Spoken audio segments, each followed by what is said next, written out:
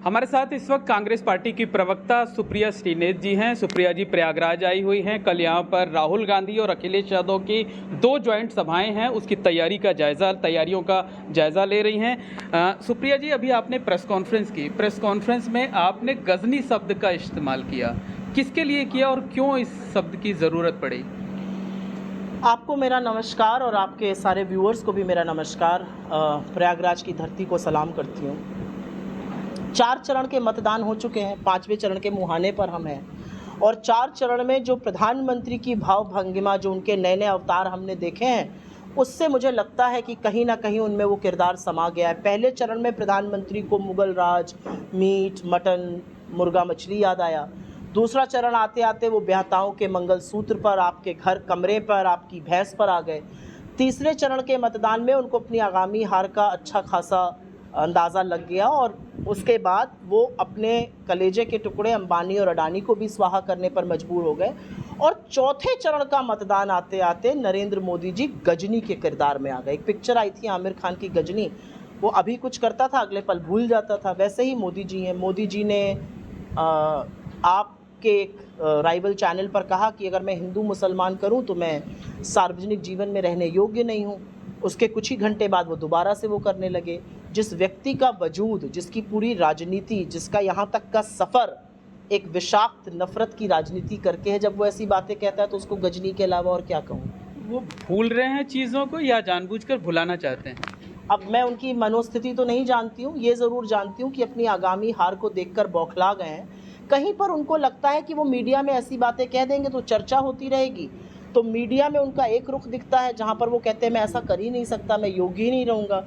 चुनावी रैली में वो विष उगलते दिखते हैं।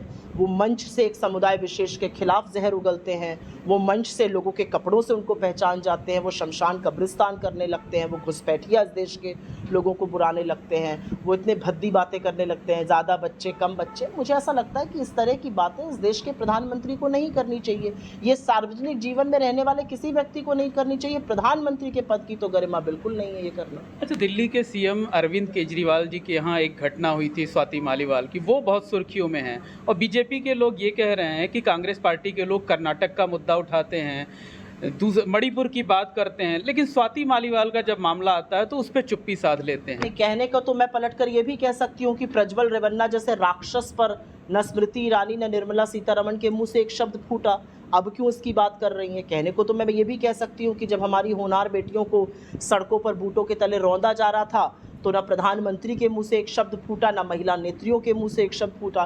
कहने को तो मैं ये भी कह सकती हूँ कि जब बिल्किस बानो के आरोपी नहीं, उसके अपराधी, दोषी करार पाए गए लोग आए, उनका माल्यार्पण हुआ, उनको तिलक लगाया गया, उनको लड्डू खिलाए गए, तो इन महिलाओं के मुंह से एक शब्द नहीं फूटा। कहने को तो मैं ये भी कह सकती हूँ कि उत्तराखंड जब स्मृति ईरानी जाती हैं, सवाल पूछा जाता है अंकिता भंडारी पर, तो कहती हैं देख कर चलो कहीं मैं गिर ना जाऊँ।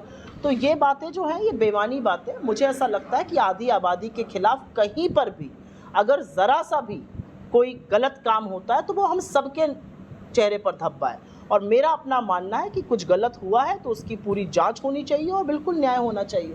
अच्छा, रायबरेली में आपकी पार्टी के सबसे बड़े लीडर राहुल जी चुनाव लड़ रहे हैं। राहुल जी ने जब से नॉमिनेशन किया है, आपकी पार्टी के तमाम नेता, बल्कि अभी आप भी कह रही थी कि मेरी भी भावना यही है, मैं उन्हें पीएम मटेरियल के तौर पर देखती हूँ, तो ये बीजेपी के 400 सीटों का जवाब है, ये एक स्ट्रेटेजी या क्या कुछ है कि राहुल जी प्रधानमंत्री बन रहे हैं?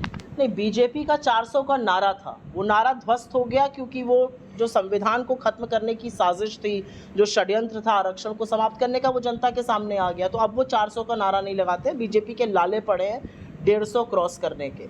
राहुल गांधी जी की जहाँ तक बात है, मैं बिल्कुल, मेरे नेता हैं, मेरी प्रेरणा है, उनके हौसले और उनके साहस को सलाम करती हूँ, उनसे सीखती हूँ। तो मेरा तो बिल्कुल मन है वो बने, इसमें क्या संकोच है, मुझे तो कोई संकोच नहीं है। लेकिन इंडिया गठबंधन एक लाइक माइंडेड पार्टीज़ का बना है। जब चुनाव हो जाएगा, हम लोग जीत जाएंगे, तो बैठकर विचार विमर्श होगा। एक छोटी सी कार्यकर्ता होने के नाते अगर मेरे मन की कोई बात है तो क्या मुझे अपनी अभिव्यक्ति की आज़ादी नहीं है? तो क्या बीजेपी के लोग इस पर कन्फ्यूज़न क्रिएट कर रही हैं? क्योंकि आप ये सफाई दे रहे हैं कि ये कांग्रेस कार्यकर्ताओं की इच्छा है कि राहुल गांधी प्रधानमंत्री बने, लेकिन निर्णय जो पीडीए बना हुआ है वो करेगा। क्योंकि यही होगा, क्योंकि इंडिया गठबंधन हमारे घटक दल, हमारा शीर्ष नेतृत्व बैठ के तय करेगा। इसमें तो कोई संशय नहीं है कि कांग्रेस उस घटक दल की सबसे बड़ी पार्टी है, कांग्रेस उस गठबंधन की धुरी है। कांग्रेस कन्याकुमारी से कश्मीर और असम से लेकर पोरबंदर तक एक अकेली पार्टी है उस गठबंधन में, तो ऑब्वियसली हमारी बड़ी भूमिका होगी। हमने एक बड़ी भूमिका यूपीए के शासनकाल में निभाई भी है, इसमें कोई संशय नहीं है। बीजेपी इसमें कहाँ से आ गई? बीजेपी अपना घर देखे ना। अच्छा, एक जो 3 दिन पहले खरगे जी का एक बयान आया था कि हम 5 किलो के बदले 10 किलो राशन देंगे, क्या लगता है ये कितना इम्पैक्ट कर रहा है चुनाव में? इम्पैक्ट से ज़्यादा मुझे लगता है ये देना ज़रूरी है।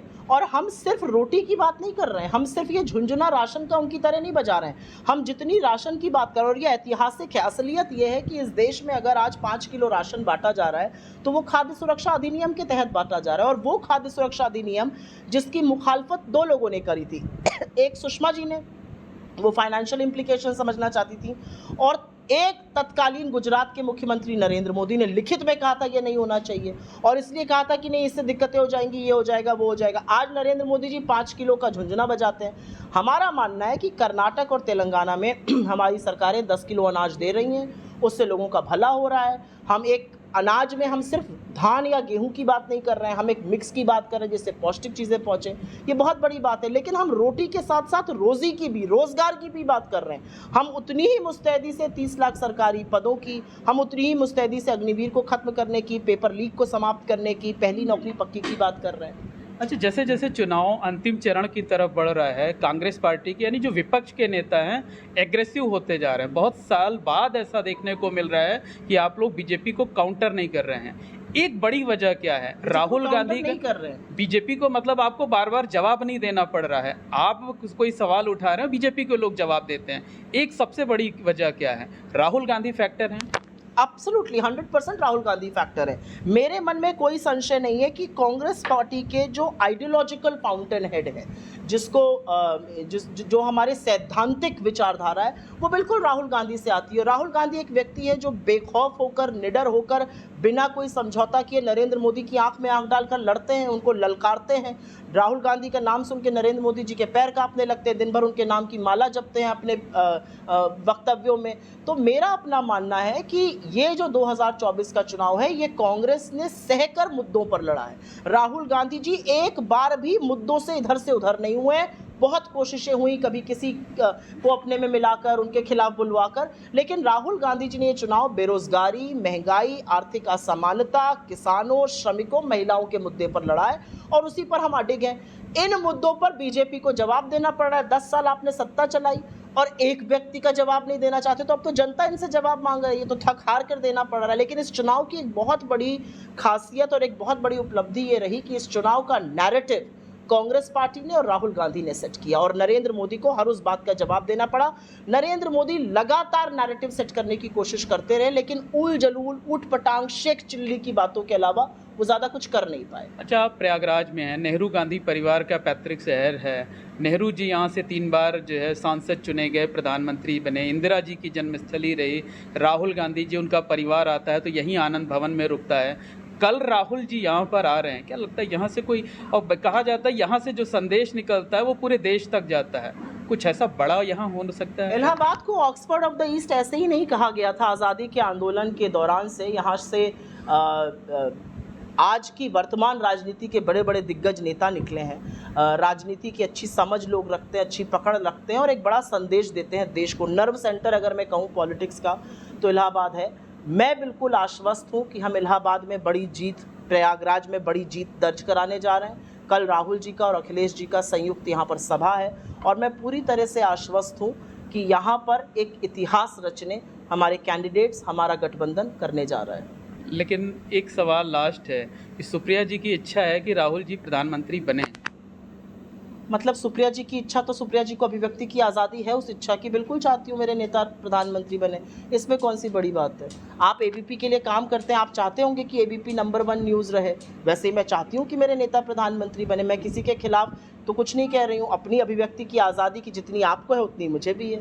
तो धन्यवाद। ये हैं सुप्रिया श्रीनेत जी, जिन्होंने तमाम मुद्दों पर बातचीत की, बेबाकी से अपनी बात रखी, और बिना गुस्सा हुए पूरा इंटरव्यू उन्होंने ख़त्म भी कर दिया।